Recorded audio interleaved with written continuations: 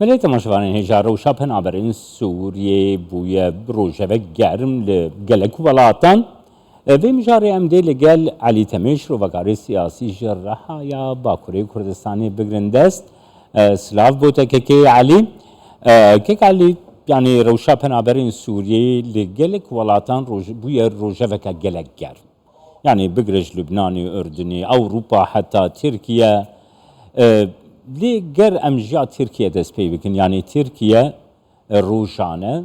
bi sedan kesan vedgerîne. Gelo bi rastî rewşûsa arame ku xelkê Sûriye bên vegerandin? Yan jî penaberên Sûrî werin vegerandin? روش باش تشتي كنت خواني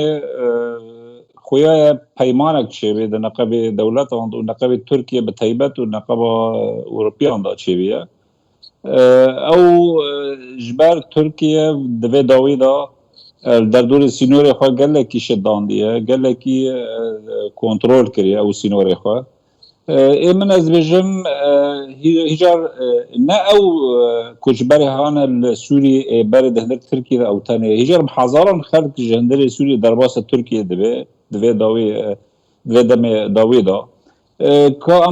ام ما تایبت لسر کوبانی دنگ بکن روجا يعني روی 10-20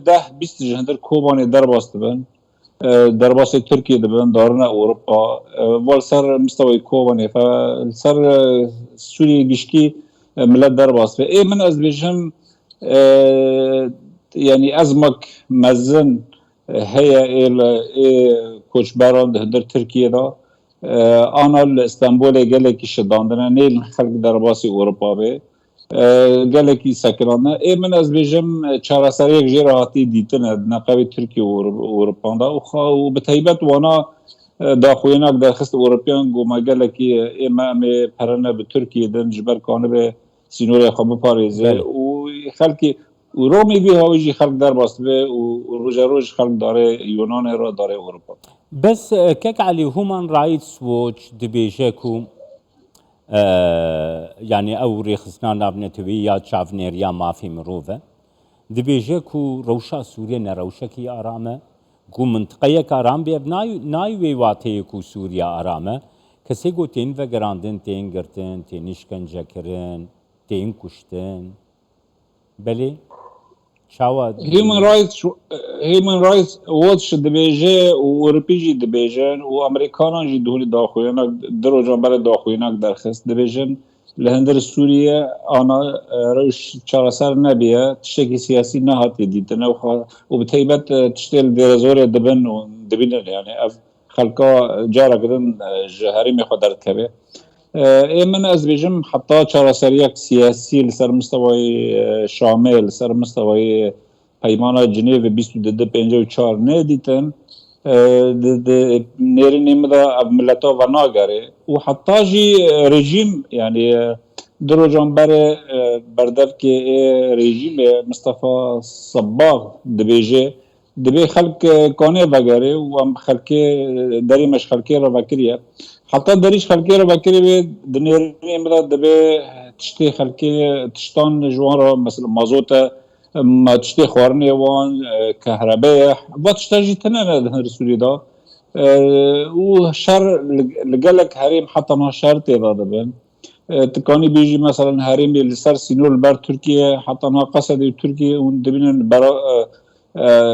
فروكي خوا حتى ما القصد دخلين للديرازور الشهر هي ادلب يكجارن روسيا وداري الشهر هي يعني كوي خبا خلقا چاوا وگره كالي تجزاني يعني دوهي جوينا يكيتيا أوروباي لسر مثلا پنابران هبن وزيرين نافخوي ووزيرين كوچبران پنابران این ولاتين يكيتيا أوروبا جوين کرن دوهي لبروكسل لغور آگاهداريين كو ما ورگرتي وكي كورسان 24 يعني يكيتيا أوروبا دخوازن تايبت جي پنابرين سوري تايبت پنابرين سوري لتركيا هن گراوین یونانی لهن ولاتین روجلاتان آوین هن ولاتین افریقیه بهیله الکامپان آلیکاریان وان ولاتان بکه هف بیونی بخلکیره بکه او کسی گو جوار لازمه او خوار بگرن لی ریا پنابریه بو پنابرین سوریه تی گرتن جبو اوروپایی دوی درباره ده yani ve siyaseti tu çava de nirxîne gelo siyaseteki rast yan siyaseteki tenê welatên Ewropayê jî dixwazin ji bo xwe rewşa penaberan bikar bînin. Tu dîtina ایمن از بجم ترکیه چهار جاران یک جاران دخوازه دغ ترکیه الاوروپیان جبر چهارسری سیاسی وارد دیتن لهندر سوریا او اوروپی و امریکی حتی نه چهارسری خلکی سوریه را ندینه ویا جیک وقت شر لهندر سوریه ده هاوت شکی طیبت و خلک درباس بیا ایمن من بهیست يعني مش اوروبيان بهیستیه انه کسی جبروا کسی کوچبر سوریا تدولتان کسی قبول ناکن بس و کسی هانه ای سیاست مدار ای کسی سر گهاندن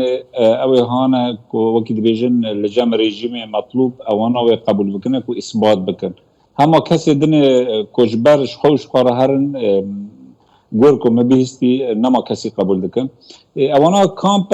کامپ چه کرنه یونان گلک کامپ چه کرنه ای بلغارج داری بلغارج بکیه اوروپی دخوازن ترکیه و یونان و بلغاریا آلیکاری وان بکن آلی مالی دا جبر کوچبران برندن تشكي دن يعني قال كوچبر دارنا كردستان عراق يعني قال كامب لورجي هنا اوج معاناه خلقيه الور مره تواصل كنت هندل كامبيدا يعني دولة تشتكي كردستان العراق حكومات كردستان جوان كري تشتكي قالك او غور طاقاتي خو غور امكاناتي خو جوان كرنا لدولة دبل ورجي بنر او قال كامب لور هي كامب دوميزا كامب دن الور هنا يعني دبل دولة لورجي بنرن ايمن ادنرم ايجار دردوري ادلب جي خلق دهنر دا هي كامب لو داري هنا اي من از بجم هيرو ام سر ملت دنگ بكن هيرو 15 مليون كس كوچبر هندري كك علي نها هر وها مثلا الشام ويعني رژیم شامی و روسیا جی يعني تکزیه لسر وی که کنگو پنابر فکرن يعني چه پیامت خوازن شام و موسکو بدن به وی پروژه یعنی پلانا وغیره پنابرا رژیم دخوازه چه بیجه رژیم حتی نها بترول نه دست رژیم بده او روسان پره سوریه امگیش که زانم پره سوریه بر افلاس داره پره خواهشتی 15,000 دلار کی اف ولاتا دالی دراوید دالی اقتصادی ده بر انهیار داره هگر او گوتنی هانت تین کرن دیویژن برای خلق وگره تشتی او گوتن اک دیپلوماسیه خازن دولت عربیجن ام رژیم کن و حتی نام رژیم اکثر عرضه و هیزامه هیا و امکان خلقی وگرین او بچاوه کی شرعی لخواد نره خازه شرعی اک سیاسی بخواده دولت آرا گفتگوه بکه بناوی خلق سوری لیتشتکی اساسی هیا انه هیرو ام مثلا 15 میلیون انسان سوری چه کرد چه عرب چه الامثال وان دکن اوانا دهندر سوریه دا دهندر ترکیه دا و در دور استانبول سر سینور یونانی و سر سینور بلغاریا خلکی چوی و داره ودگریه ما وستد دبین تهری سینور یونانی و بلغاریا بنیری بحزاران خلق لوره متحده الوی داره خلق برچی الوی داره نین لوان بلد کی وکی کامپاک الوی داره خلق خازه در باس بید نه یکو ده قال حزار سر سینور دکن و خلق آلی دنیجی خلق لیبیا را داره خلق قبرس را داره ایتالیا دارن یعنی اف سببك رئيسي هي اف سبب اف كوچبرنا ناسكنن حتى شر لهندر سوري ناسكنن شر ناسكنن حتى بريارك سياسي اتفاقك پیمانك ناف دولتنا چه ببه لسا گور 22 استقرارك چه ببه و کس خلق اینا وگره حتی حرمی کردی او جوه فاتوره دکنی که حرمی کردی دوباره بنهیرو القامش لو تبنهیرو دهندر قامش لو دا یعنی مشک در کوه 100 شخص در کوه باجار قامش لو وقتی که میلیونه که انسان تیده هبو 109 دی خواه کرد بون هیرو تبگار کردی که وقتی در کوه شارع وقتی که به سویده را تضامن دکن وقتی جبو مازوت در کردن تنری 100 شخص 7 شخص 200 شخص در کبی ابا چه معنا خو او معنا خو او هریمانا والا بونه او هریمانا خلق جی در کتیه اتوار چه عمودی بنیره تچل لدربیسی چه کوبانی خلقی کوبا Bahçenize mi düştü? Evet.